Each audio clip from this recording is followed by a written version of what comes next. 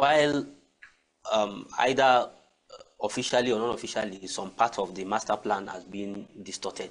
Then in the area of maybe Gwagwalada or some part of satellite communities around FCT that have been demolished, the insurable measures I said yes to is this. How you got there matters. How you got there. If you build your house, in fact, like 50 years ago, you have all the necessary documentation, that is enough insurance. If anybody demolish it, they will pay you. They will pay. Then the process of payment is that a valuation will be done on the property before they demolished. Most of these government activities you see follows some processes that, because we are not there, you will not have knowledge about them. Before any house is being demolished, proper houses, they will do valuation of the property that is there by a registered valuer. Then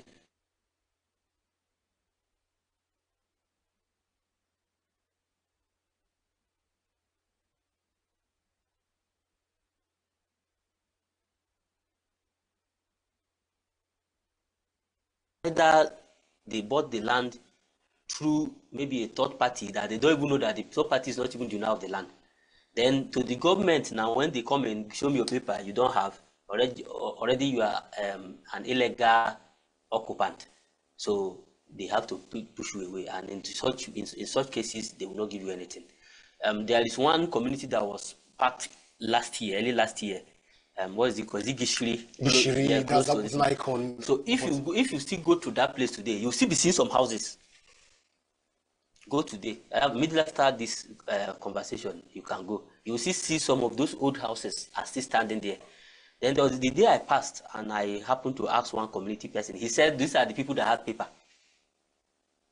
You understand? If you saw, most of the houses were demolished, but some are still standing because they actually bought those land in which the houses were standing. So because in the next 50 years, these houses we are all celebrating today, what we call luxury house today, will be outdated, and more demolitions will still come.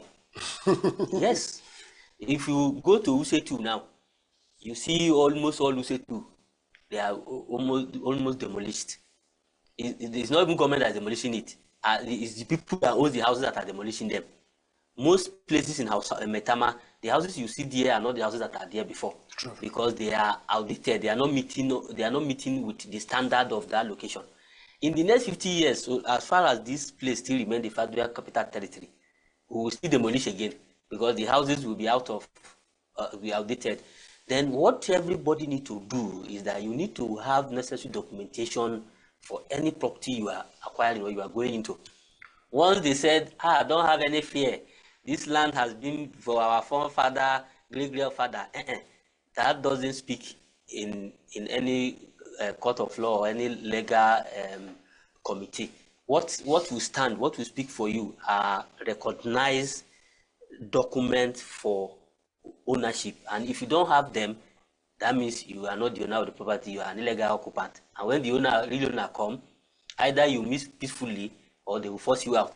That's why you see, whenever the government wants to come for demolition, you will see a joint task force.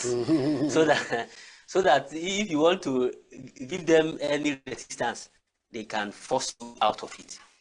So if you have, in conclusion, the proper documentation when you acquire them, the government will pay you back.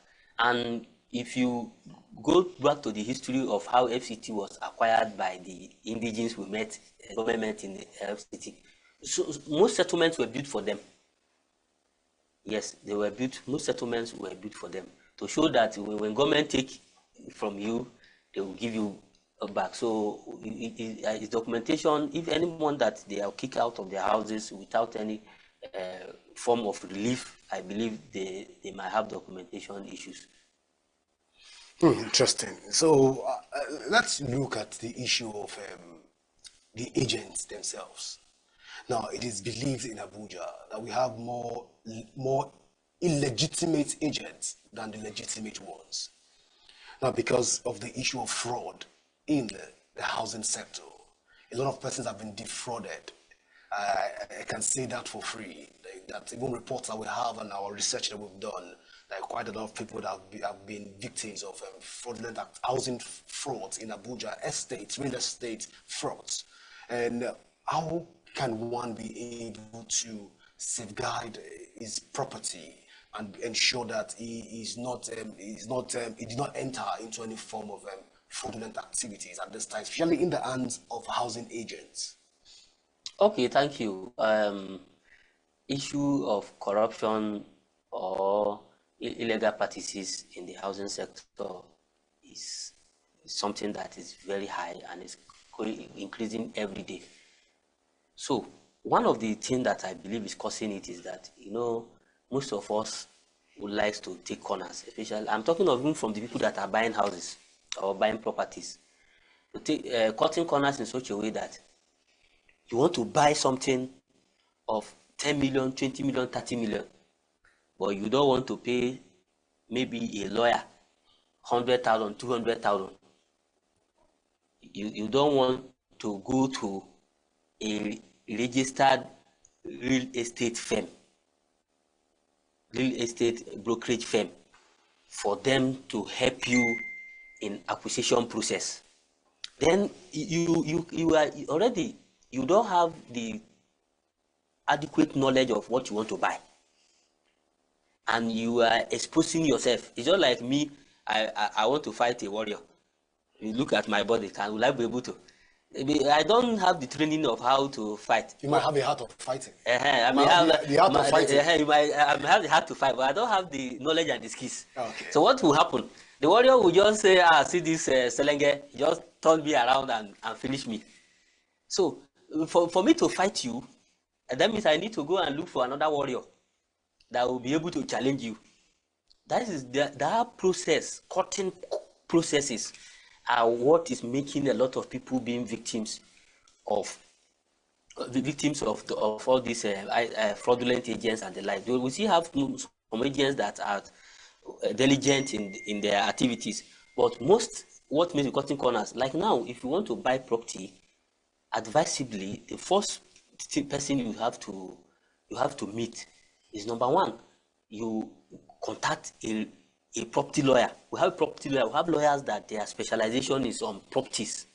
They know the documentation a company that you are buying houses from need to have, you understand, before the property you are buying will be legit. But by the time you are buying property, you go by yourself, the person you are buying property from will be the one to sell for you, will be the one to give you lawyer. Then who is standing for you? So how will you be sure 100% that what this person is giving you is actually what it is? Then the corruption part of the agents is this. Number one, you can end up paying for something that is not available. You may end up buying for something that is not legal, because there are documentations a house must have before it is a legal property, a legal estate that you can go in and buy. And if you buy in an estate, this whole estate has its own documentation. You buy, you own a unit. Then after, there is a documentation you will have for that unit to be your own. Then you don't know how. Why will you be facing a warrior when you know you are not armed, you are not equipped? So these are what gives room for all these fraudulent practices. Then on the side of agents themselves, mostly I've talked about how you can be defrauded. Then on the pricing, they can do markup for you. Somebody is selling something for maybe 2 million naira. Agent will come to tell you that it's 3 million. See, he had his own markup. Then everything boils down from you not having adequate information of what you are going into. If you could have consultants, real estate consultants, you go to property lawyer, you go to estate valuers, they will expose you directly to the firms that is selling, because the brand that is selling to you have something to lose. An agent doesn't have anything to lose because he's not building any company. But we've had instances also where even the firms themselves have become an instrument of fraud, even within the Federal Capital Territory. Yes, that also it boils down to also the first one I started with adequate information. A firm that will defraud you, there are documentations they must have. Like now, one of the criteria for you to be a recognized real estate firm, number one, you have to be registered with CSE, to be recognized as a corporate entity. Then secondly, you must be registered with FCC to show that you are against anti-laundry or anti-laundry, that you are against it. Yeah. Then thirdly, you have to register with RIDAN, Real Estate Development Association of Nigeria. You understand? So the reason for all this registration is that if the company defraud you, authorities have the details of the directors in the company. They can easily come after them, because every corporate entity, someone registered this corporate entity, someone guaranteed them. Even if the corporate entity is a brand on its own, there is somebody that guaranteed. That's why those people register for it. This person said, I have 50% share, Kaza 20, this thing. Those are the stake you are placing on behalf of that company. And this company is registered with authority that you know EFCC, you know RIDA, you know their office everywhere. So now, if you go there, you will have the knowledge to request for all these documents from this company, and they don't have. Already you want to swim in an ocean. But if they have, give me photocopy. It's not something they can use to take away their company from them. You do your search. Go to CSE. Are this company truly registered? Yes. Go to EFCC. Does this company really have this Kumo certificate? Yes. Go to RIDAN. Is this company really registered with you? Yes. Then come to the property itself. I said about documentation. This house they want to sell. Number one, did they have the authority to sell it? But even engineer, sorry to interfere and to interject you at this point, but let's even look at this. Some of these things that you just mentioned. You just mentioned RIDAN. You mentioned the EFCC. But I know one way or the other in RIDAN organ of regulating real estate, especially with is factored into it. I don't know if I'm correct, or the agents are not factored into RIDAN's organogram. Are the agents not registered to RIDAN also? They're supposed to be registered.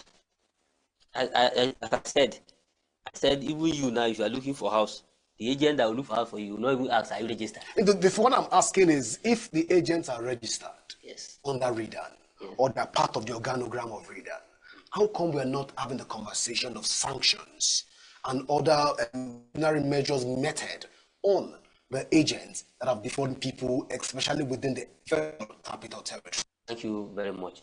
Let me use my profession as example. All right. As a registered engineer, I am being guided by the code and ethics of engineering practices in this country. So if I misbehave now with my registration number, they partner to EFCC, they are partner to ICPC, they are partners to Nigerian police, they are partner with every security agencies. So they will use these machineries to fight with you, to fight for you. So if you are, the capital is that if you are dealing with an agent, help me look for house to buy, help me look for house to rent. First question, I have created the awareness for you now. Are you registered with RIDAN? Which governing body of real estate or property are you registered with? Why is very important is that if the person defraud you, you will know where to look for the person. But in cases where most 90% of the agents people expose themselves with in the FCT are agents and unregistered.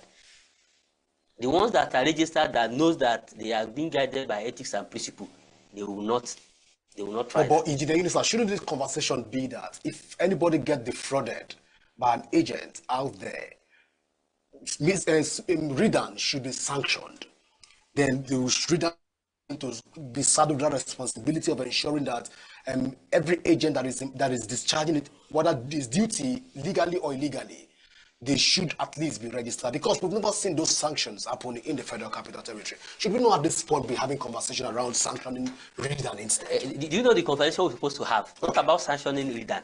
The major conversation we need to have is creating awareness.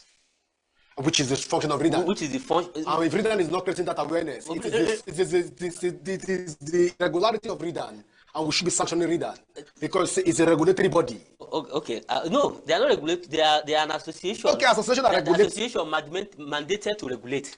So they are regulatory body. To the regulatory body. So what I said, they are creating enough awareness on their own. They have Redan has a website. They have social media handles that you go there. They post awareness. What about sensitization? What about orientation programs? How often do they do this? How many local governments have? Okay. Yes. An organization that launched YouTube TV for sensitization.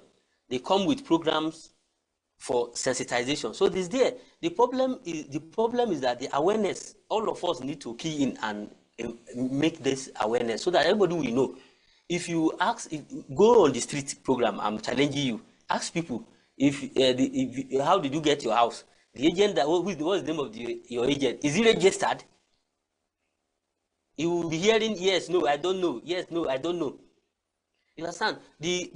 What I want is that we cannot say we should be sanctioning Redan. You can't sanction just to be alive to our responsibility.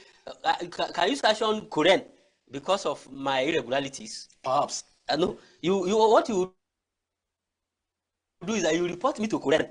Then Korean will sanction me. If you report me to Korean,